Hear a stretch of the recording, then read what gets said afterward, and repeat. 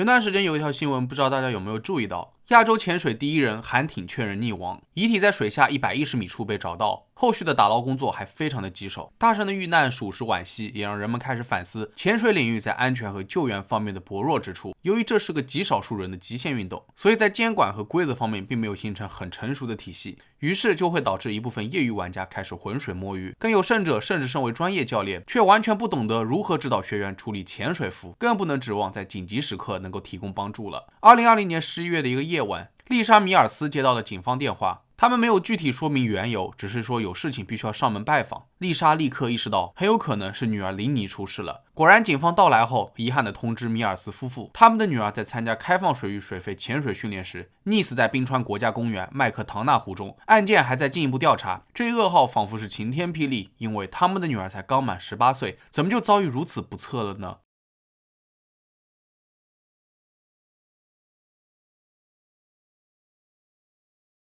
琳妮·米尔斯来自美国蒙大拿州西部的米苏拉市，在一次协助北卡罗来纳大学海洋生物学项目的过程中，琳妮初次体验了水肺潜水的快乐，于是一发不可收拾地爱上了这项运动。后来经过4次潜水，琳妮成功地获得了 PADI 开放水域认证。这里简单的提一嘴， PADI 是全球潜水培训认证机构，也是世界上颇具规模的海洋探索和潜水员组织。该组织会提供可靠的潜水员培训体系，每一位教练也都得接受全球公认的潜水行业性能标准和安全优先的培训才能获得证书。所以不管是新手考潜水证，还是学潜水想找教练，很多人都会考虑 PADI 资质。其实在2020年之前，琳妮每次潜水都是在温暖且较浅的水域进行的。后来为了获得高级开放水域潜水员证书，他在10月份加入了一个名叫 Gore Dive 的潜水机构，该机构会带领学员前往蒙大拿州的高山湖泊中培训潜水。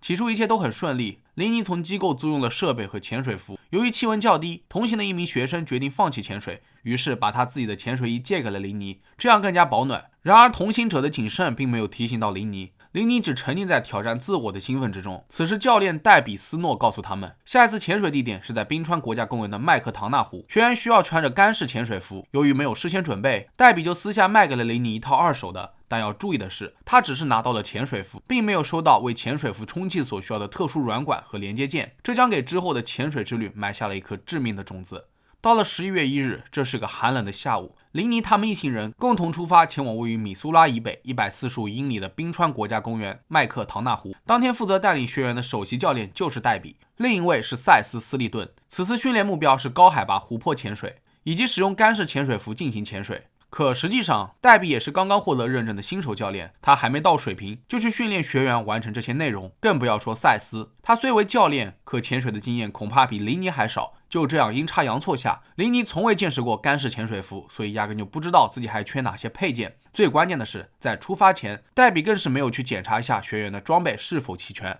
说实话，看到这里，各位已经了解到，这些人还没有下水就已经一团糟了，翻车几乎是必然的。而当琳妮一行人来到目的地时，已经是下午4点，夜幕正在降临。麦克唐纳湖的湖水又黑又冷，为了能够赶在日落之前下水，他们加快了速度。而离谱的是，琳妮甚至都没有携带潜水灯。戴比还发现，他们租给琳妮的气罐调节器无法正常连接到他的干式潜水服上。说实话，这个时候如果趁早取消，那便是万事大吉。可偏偏戴比告诉了琳妮，他可以使用充气浮力控制装置来保持垂直位置。重点来了，琳妮的控制装置是与她之前的潜水服一起使用的，不适合在冷水当中穿干式潜水服来使用。而且戴比并没有为琳妮提供用于控制浮力的配重带，反而将22公斤的铅配重放入了琳妮潜水服的口袋中。下午5点，潜水正式开始。戴比将琳妮和另一名学员带到了水下，大约持续了5分钟。另一名学员就因为寒冷和恐惧，在水下拼命的挣扎，戴比一下子就被他分散了注意力，完全没有注意到另一边的琳妮也开始不对劲了。当时深度大概有18米。这深度的水压通常是水面的2倍。此时琳妮因为口袋的负重已经从保持平衡的臂架上滑了下来，她开始呼吸困难，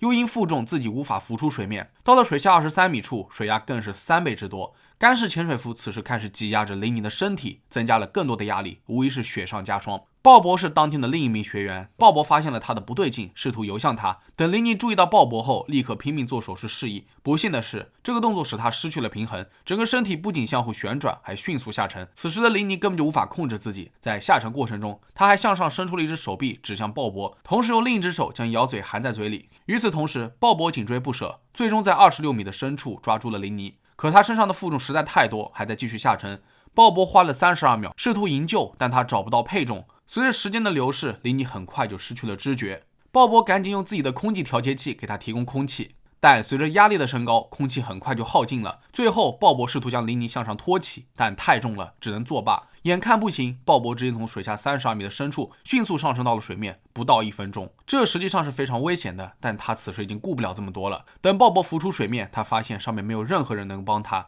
过了一会儿，黛比慢悠悠的上来了。在听到鲍勃的描述后，他才意识到林尼潜水服出了问题，于是立马下去找他。但第一次救援很快就宣告失败，黛比返回到了水面，说是没有看到林尼。直到第二次救援下潜，他和鲍勃才在水下38米的地方找到了林尼，可惜已经为时已晚。总结一下，就是一名潜水学员初次在如此低温的环境下潜水，他完全信任教练，所以在教练那里购买了一套2手干式潜水服。但划重点，没有人提醒他知道潜水服是缺少重要的配件的。除此之外，教练还给他配重了22公斤，这是超乎常理的。而最终这名潜水员遭遇了不测。讲道理，我都怀疑这位黛比教练到底算哪门子的教练，业务能力极差不说，还特别的粗心。不出所料，黛比确实没资格担此重任。首先，他的教练证书是在2020年1月才拿到的，而当时因为新冠疫情，从3月开始 Gura Dive 潜水机构处于停业状态，所以林尼参加的11月培训很有可能是黛比恢复潜水后的第一堂课，再不济也就是前几堂课。据说在事发当天，除了黛比之外，还有一位助理教练。可实际上，这位小助理也只有22岁，14岁那年他获得的 OW 潜水证书，但这也只是入门的第一步。而按照规定，助理教练也得接受正式培训，否则不具备担任该职责。换句话说，在事发现场，只有黛比有能力有资格对学员负责，但他还没有得到教授干式潜水服的认证。可能有小伙伴好奇，这干式潜水服和普通的到底有什么特殊之处呢？首先，干式潜水服的特点是能够防止外面的水进入衣服内，保持身体干燥。由于潜水服与人体之间有一个隔离的气层，潜水员还可以多加袜套，额外叠加保暖 buff。其次是干式潜水服的面料具有一定的耐浸水压性能，所有出入口都是密封的，才能有效的避免水污染。最后还有一个问题，由于结构复杂，干式潜水服穿脱过程难度较高，而且还需要掌握额外的浮力控制，所以潜水员必须在接受专业训练后才有资格使用。而干式潜水服的价格普遍偏高，适合在寒冷的水温以及深度的环境当中使用。相比之下，湿式潜水服的保暖性很局限，但好处就是方便穿脱，价格便宜，潜水员也不用经过特殊培训。虽然是认证过的教练，但对于干式潜水服的穿戴，黛比完全是个门外汉，甚至没有意识到他缺了重要的配件。由于潜水服的材料问题，缺少充气软管和连接件，那意味着林尼在潜水过程中就无法避免的被水挤压，这是非常严重的情况，很有可能导致他无法动弹。另外就是22公斤的配重，实在是很荒谬。很显然，黛比连林尼的体重都不知道，更没有在潜水前进行浮力检查，他只是尽可能的装载重量，确保林尼能够沉下去。还有一点也是匪夷所思的，因为这种重物最好是放在外面上面，这样即便出事了，救援人员至少能够在第一时间把负重丢掉。其实仔细回想起来，鲍勃发现林尼的时间还算及时，但因为这样那样的原因，他也是无能为力。而最有能力救人的教练，在学员最需要他的时候，却不见了踪影，想想就让人心寒。在事故发生之后，教练黛比没有因此而受到任何指控。据了解，Gura Dive 潜水机构实际上并没有获得在冰川国家公园进行商业运营的许可。事后，教练黛比还从事发现场带走了关键性证据，就比如林尼的潜水电脑和个人物品，以及不完整的 PADI 表格。另外还有学员透露，他曾询问过林尼有关于干式潜水服配件的问题。他原话是这么说的：如果他们说没关系，那我想我肯定没事的，别担心。真不知道该说什么好了，感觉林尼选择的这家潜水机构从头到尾就没有正规的地方。如果不是这起事故，恐怕还会有更多的学员会把自己推进火坑，想想就感到后怕。